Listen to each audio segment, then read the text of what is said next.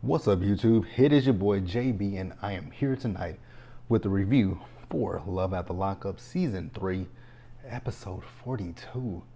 TV, what the f is going on? Why are we on Episode 42? This literally should be Season 4. But, excuse me, but this episode's titled The Walk of Shame. Should have been titled more than just The Walk of Shame. But yeah, you guys, before we get into the review, if you guys are watching this video or any other on the channel and are not yet subscribed, while we're going out on this date with each other, I need you guys to do me a favor and hit that subscribe button, hit the notification bell button, hit all the buttons on the channel, light them up, light them up. Now, without further ado, let's get into this review. All right, where are we gonna start up at? Let's start up with Courtney and Josh, because it wasn't a lot with them in this episode, right? So we go Courtney and Josh. So Courtney and Josh. Josh was making some noodles, but he called them fried soups. The way he made that pack of ramen noodles, I was like, first of all, they look like they still hard and crunchy, because you could actually hear them when he was making them in the bowl. I'm like, dude, you do realize that those are still uncooked, right? You're eating uncooked noodles. Like, I know you can make noodles in the microwave. That ain't how I do it. You know, I prefer to put it on. Actually, you know what? I have done it in the microwave. I'm not going to sit here and lie to you and tell you I've never done it in the microwave. I don't do it too often in the microwave, but I've done it. It ain't ideal. But his just looked like they were still uncooked. Looked very uncooked. Uncooked. So then Courtney yells from the other room, "Hey Josh, you wanna fuck?" Josh says, "Wait until later." She says, "You always say that." And he says, "But we do it later." She says, "No, we don't." So then he tells her, "Well, I don't feel like it." And then she says, "Get it up." He says, "I can't get it up. I'm at that age." He says, I'm approaching 30 and I can't get it up. I'm like, "You're approaching 30 and your wee can't get erect? You might want to go to the doctor and see if you have ED, erectile dysfunction." At 30 years old, I hope you don't have erectile dysfunction, but hey, whatever. So then Courtney is telling him how it hurts her feelings.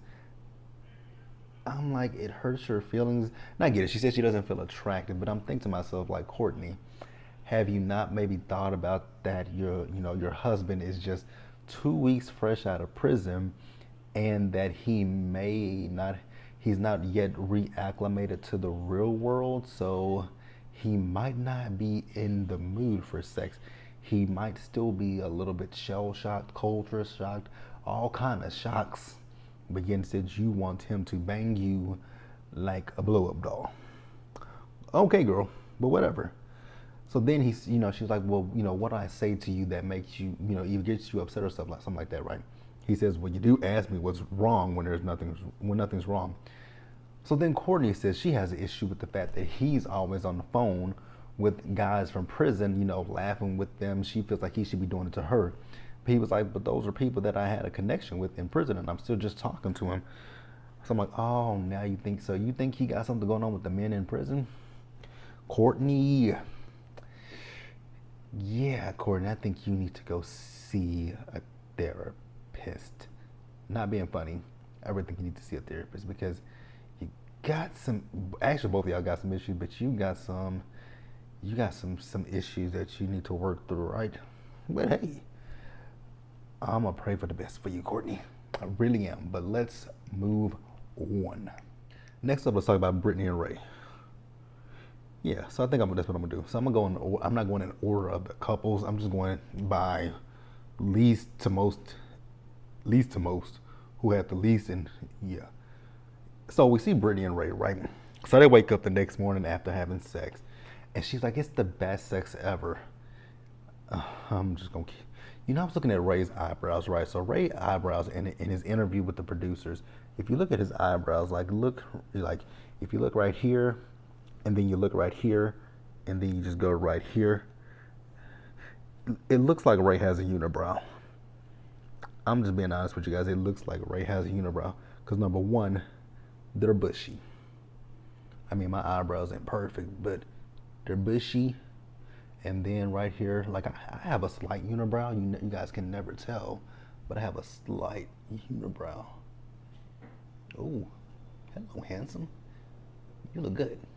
What's your name? I'm silly, y'all, but y'all love me. So, how the hell did I get to Anissa? So, Ray got a text from his grandmother, right? And she told him she was gonna bring some food over. So Brittany's like, I think your grandmother is judgy. She probably wants to come over and see that you're not tied up, you're not gagged, you're not this, you're not that, you're not this, you're not that. Brittany is annoying me, right? The issue I have with Brittany is he just got out of prison. He just got out the halfway house, so he didn't have any. I'm pretty sure he probably talked to his family on the phone, but he didn't see his family any more than he saw you, right? Probably. So let the people come over. Let the people hang out with him. I mean, the man has been in prison. But Brittany is selfish. So Ray asked her, when is he going to be able to meet his parents? Well, Brittany lies to him. She says, well, first of all, she said, well, let's worry about meeting your parents first. She says, because with my parents, what did she say about her parents? It's going to be a lot. She said it's going to be a lot. Your parents wanting to talk and my parents want to talk. It's just going to be a lot. So then she, she said, but she does say to him that her family, they do want to have a conversation. They do want to talk to him.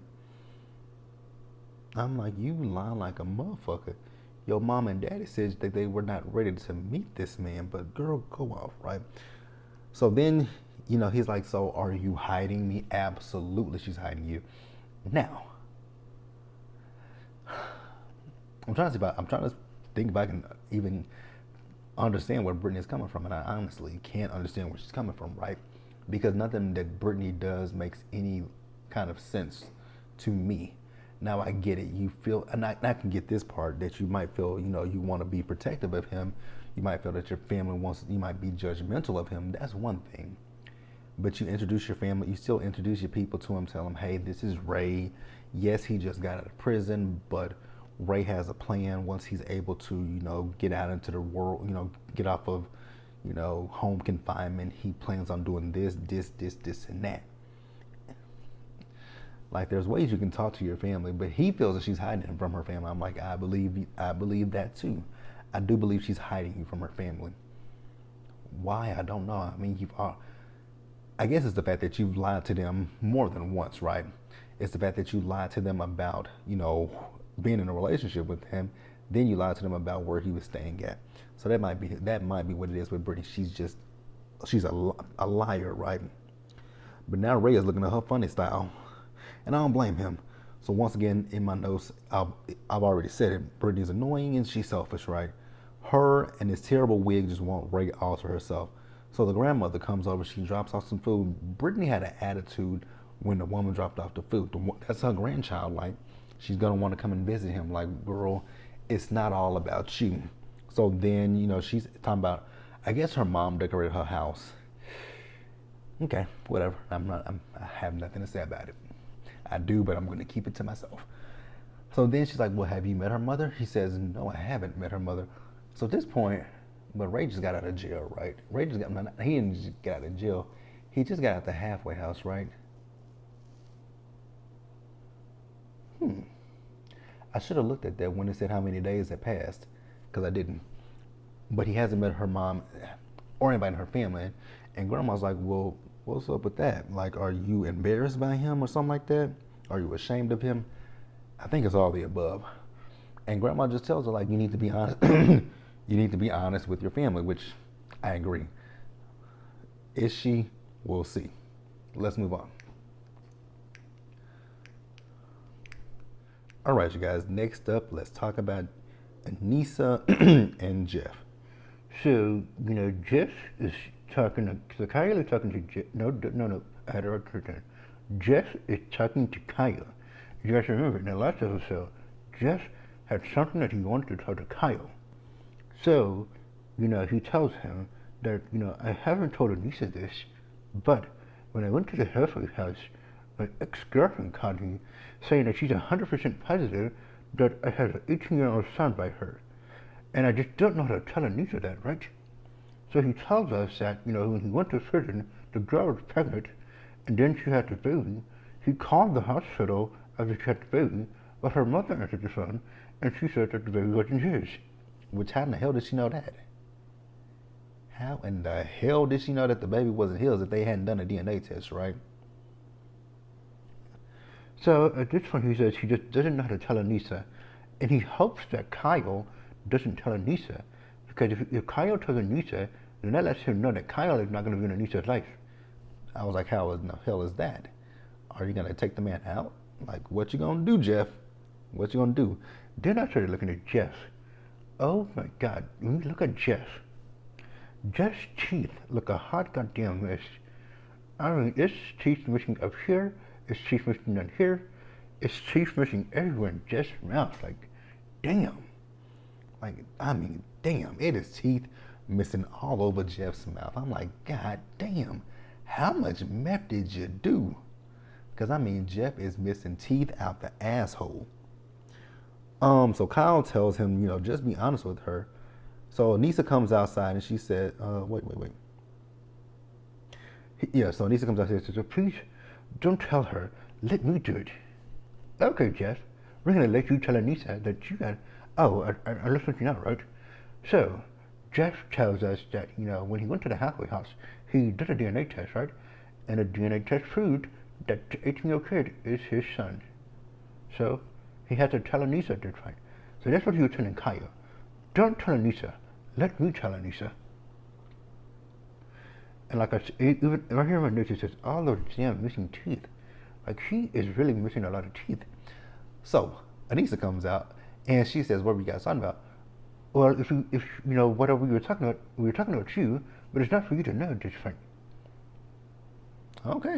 She says, well, at least he's honest. Yeah, I mean, girl, if you say so. I just really cannot get over the fact that Jeff is missing all of those goddamn teeth. It's the teeth for me, my man. Jesus. Like I said, his missing teeth are here, down here, over. Like, he is just missing teeth. Like, how much meth did you do? Like, did you do meth every time that you got out? Yeah. Yep, he did. He told us that, right? He told us, he said crack. You did more than crack. You did more than crack, Jeff. You did crack and meth. You did crack and you did meth. Stop lying to me. Stop lying to me, Jeff. Who do we want to talk about next? Because these next three couples, Jesus Christ. Oh, I think we're going to say the worst two for last. So let's move on. All right, you guys. Next up, let's talk about Stan and Lisa. So we see Lisa, and Lisa is at a hotel. We see Stan. He's jumping on a trampoline, and he's working out. I'm like, oh God, don't break a bone. Don't break a bone, right? So then Lisa calls Stan, and I'm sitting there thinking to myself, I'm like, Lisa called Stan, huh? Because this time he didn't call her, and he's talking about in his interviews with the producer that it's been days since he's talked to Lisa, right? So I'm like, okay, Lisa called Stan. I was like, why would Lisa call Stan? Then it hit me.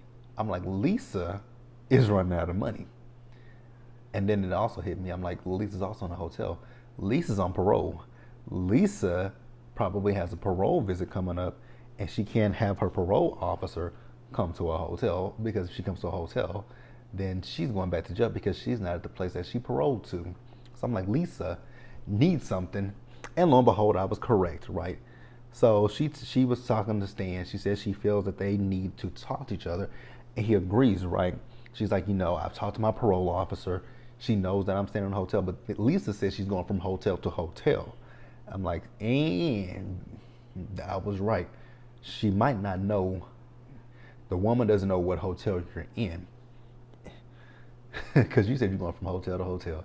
That's not going to fly with your parole. She said she understood the situation with her and Stan, but I'm like, the parole situation, that's not going to fly. You going from hotel to hotel. Now, it's one thing if you're going to a hotel to visit somebody, but you're sleeping there every night. That ain't going to fly, sister. So then she says, now here's the thing that got me, that tripped me up.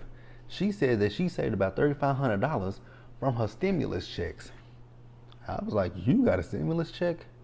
How? How long had Lisa been in jail, you guys? I forgot about that. I forget that. I guess maybe Lisa was out of jail long enough to, file for income taxes. I was like, you got a stimulus? And you got a stimulus in jail? They actually gave inmates stimulus checks in jail? That is so interesting. That's interesting, right? But she saved $3,500, but see the way that she was talking in the one episode, you would have thought that Lisa was stacking the money she was getting from Stan and not that stimulus. Lisa, you're a bit of a liar, aren't you? So then we see Stan, he goes over there, right? So Stan and Lisa, they're talking, and she tells him he blows up on her, right? There's no in between. He goes from low to high. He goes from 0 to 100, which we saw that, right? But he says, you know what, I'm sorry, baby, but I do miss you. I do love you. I'm like, nah, I don't know if that's love, Stan. I think that might be what we call lust. That's lust. It ain't love. But whatever, right? Now, the one thing I want to know from Stan, why do you continuously lie to Lisa, telling her that hair looks good? That hair is a mess. It looks like Cousin It. Like, it literally looks like Cousin It is just firmly attached to her head.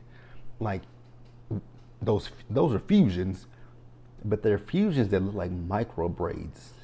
They look like micro braids at one point. I'm just like, man, she should yank all that shit out of her head.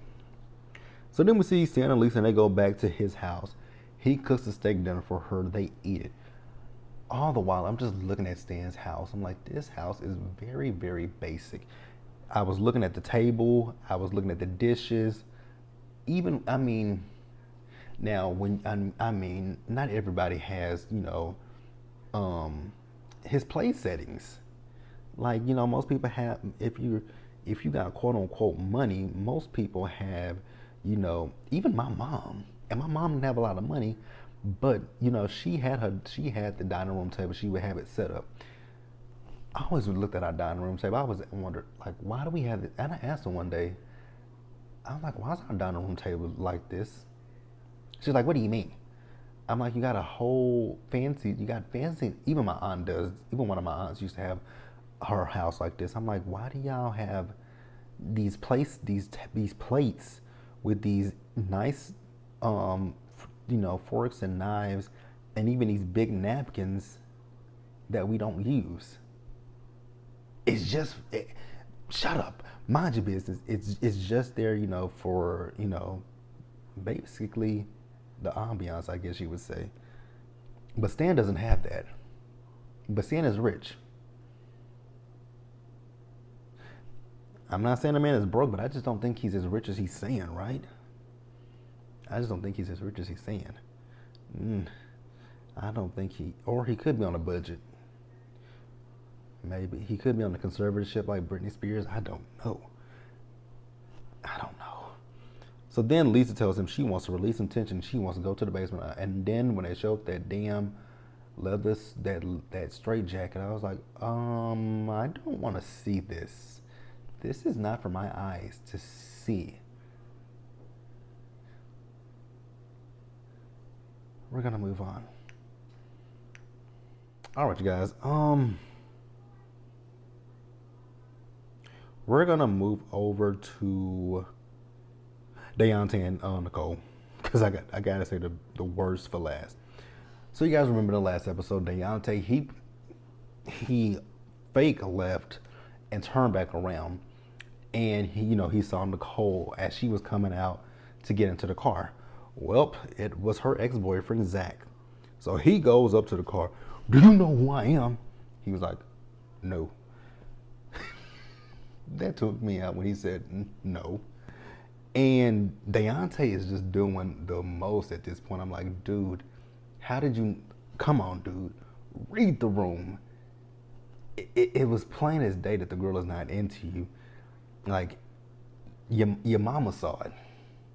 Your mama was trying to tell you But you know everything. You know everything. You know what the old saying is? A hard head, is it a hard head makes for a soft ass? That's what it is. You got to learn on your own, right? But like I said, Dionte was just doing a whole lot. He was turned up. I'm like, dude, I don't know if you can handle. I mean, I would just calm down because obviously you going up on you asking him if he knows who you are. He said no, right? So that lets you know she's told him nothing. So she's playing a game with you. She's playing a game with him. She's playing a game with Tia. Is that the chick's name? Like, it's Nicole. So he was like, you just met my mama and you lied to her. Are you shocked? Are you shocked? Like, she just lied to you in the car. She literally just lied to you when you let her out of the car, right? She told you you can't walk her to the door because the dogs are gonna bark. Common sense would have said to anybody, common sense would have been like, okay, so the dogs are gonna bark when I walk up to the door with you, but the dogs are not gonna bark when you walk in the house? Make that shit make sense. Dionte is not the smartest person. He's not the brightest bulb in the box either, right? So then he turned into the Hulk, right? He took all the shit out the car and he just throwing it on the ground, just throwing it, just slamming it. I'm like, what is that accomplishing, dude? She's still gonna end up leaving with Zach. She's still gonna end up leaving with him, and she did. Although she said it did turn her on, and I'm like, ooh. When Dionte got in that car, I'm like, he's gonna cry in that car. And lo and behold, I was right. He cried in the car. I'm like, but dude, you should have been seeing all the signs from the beginning. Now, again, I'm not gonna sit here and say that Nicole should have slept with him, right? I'm not saying that. But Dionte's not asking the right questions, right? When you found out about Tia, you knew she lied about that. That should have been it. Like, you should have asked, okay, what else are you keeping from me at this point? What have you not told me, right? I mean, you heard her when she said she didn't want to meet your mama, but you still, you know what, I'm not even gonna get into Dionte, because Nicole is just giving you everything, right? Okay. So then the next day we see Nicole as she gets dropped off at home by Zach, and her moms are outside, right? So her actual mother, she's upset with her, right? She's like, Nicole's like, I didn't plan for that to happen. And her mama read into her. She was like, that was wrong, Nicole. That man Zach picked you up after Dionte dropped you off from meeting his mother. And she says, if you don't want him, tell him that. Don't treat him like that. Don't mislead him. Don't do him wrong. I guess Nicole doesn't believe in karma because karma is a big bitch and she's gonna come back and bite you in the ass eventually. You think you're getting away with this shit now. You think it's cute. You think it's funny. But it's gonna come back and bite you in your ass. So her mom, she says she still loves Zach, right? But then her mom says, well, what about Tia?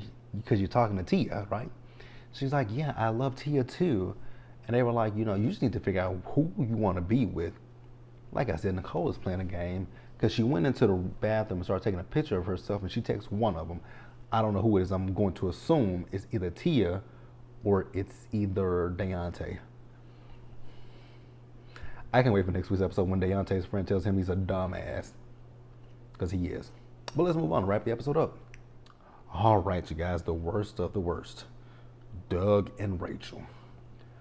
Rachel, I'm going to need you to run like hell. Right, girl. This man is got to be abusive. And I'm going to say physically, mentally, and emotionally. I mean, any man that can talk to his sister like that, he got problems. I mean, you keep calling your sister a bitch. Like, you called your sister in one setting a bitch twice. I love my little sister. I would never call my little sister a bitch. I wouldn't even fix my lips to call her a bitch. But you called your sister a bitch. Dos. So we pick up with the blow up, right? So Doug was talking to little Dougie. He told him, fuck you. I was like, well, damn. But you got to think about it. The kid, he doesn't have any respect for his dad because his dad hasn't been there. And I get it. Little Dougie is feeling some type of way. You've been in prison pretty much my whole entire life, and then you come trying to be a disciplinarian to me, nigga. Fuck you and Joe Whistle. If you guys know where they come from, put it in the comment section. Nigga, fuck you and Joe Whistle. Top flight motherfucking security. That is my movie. Oh my God, that is my movie. I love that movie. Nigga, fuck you and Joe Whistle. But back to this show. So yeah, Dougie is like, fuck you. Like, you're not gonna, you can't discipline me. And he's defending, I'm guessing, that aunt that Big Doug called a bitch. I'm guessing she's been there for him, right? Whereas the other one, she said that she's not been there. You know, she's been there for him, but she's been kind of hard on him. But that was the issue. Big Doug was defending her. So, Doug goes to talk to little Dougie, right? He says, I don't want to talk to you. I want to talk to Rachel. And I'm like, oh, that's... So he has a relationship with Rachel, and he likes Rachel. I think Rachel would be a better parent to him than his own damn father, right? So then the sister that he's been arguing, he called a bitch, right? She told Rachel, he's lying to you. She's like, what do you mean he's lying to me? Then she said, she says, get away from him. Like, that's the real Junior. Like, he's going to use you and he's going to make you lose everything and he will bring you down, right? And she says, he's a dog and a liar. And she says, I bet you'll be back in jail in 60 days tops. He says, I probably will if somebody does something to piss me off. Rachel, yeah, that's your cue to divorce him and run away, run. I really hope and pray Rachel and Doug are not still together. I am going to pray on that one, right? So then he tells his sister, I'm like, damn. He says, pass a drug test, bitch. Oh, wow. I'm like, damn. You called her a bitch earlier, and then you just tell her to pass a drug test, bitch. What do you call your mother? Like, if you calling your sister a bitch, I hate to see what you call your mom and your grandma, right? Rachel, you should run for the hills. Your husband is unhinged. Just saying. Just saying. So then we see another scene in this episode where Doug's, the power went out at, my bad, y'all, let me spit. The power went out at their home, right? So Doug is out in the car charging up his tether, and we see them talking, right? So Rachel talks to him about the way he spoke to Dougie. She says, it basically said it scared him and it scared me. He says, yeah, we have to learn each other. No, you have to learn him. You have to learn him. You've been in jail his entire life. This little boy who's 12 years old, he does not, yes, you are his father, but he's not looking at you as someone who's, like, he's looking at you like you've been in prison, you've been taking orders from somebody else, and here you are bringing your raggedy ass out of prison, telling me what to do. You need to get your life in order before you can even come at me. That's pretty much where he's come. That's pretty much what he thinks. Like, you took orders from someone. You had to live on someone else's. You know, you had to eat when someone said eat. Take a shower when someone says take a shower. Take a piss. Take a shit. Do any of that. Go to sleep when someone told you to go to sleep. But here you are trying to be a disciplinarian to me. Yes, you're my father. Yes, I love you. Yes, I will respect you. But you're not gonna come out here and think you're gonna be Joey Badass and try to tell me what to do. You're not gonna work that way, right? So then she tells him, like, if you continue to talk to him that way, you're gonna break him. So then she suggests that they do family therapy. Once again, Rachel, I'm gonna need you to run for the hills.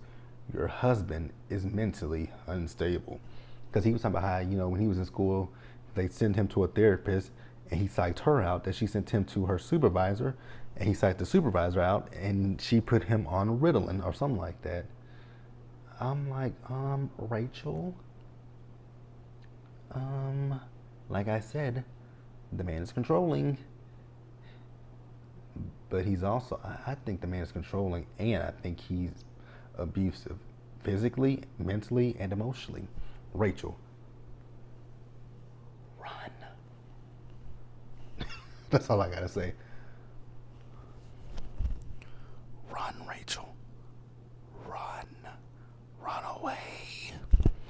But that's it, you guys. Let me know what you guys thought about the episode. Please leave your comments in the comment section below. Subscribe to the channel and hit the notification bell button so you guys are aware of when I drop anything else, and share this video. And until the next one, you guys, stay safe out there. Take care of yourselves. Remember, please wash your hands, wear a mask or not. I would really suggest you wear a mask. Socially distance. Be blessed, you guys. Be blessed and be safe, whatever you guys do. And I'll catch you guys in the next one. Bye. Oh, damn.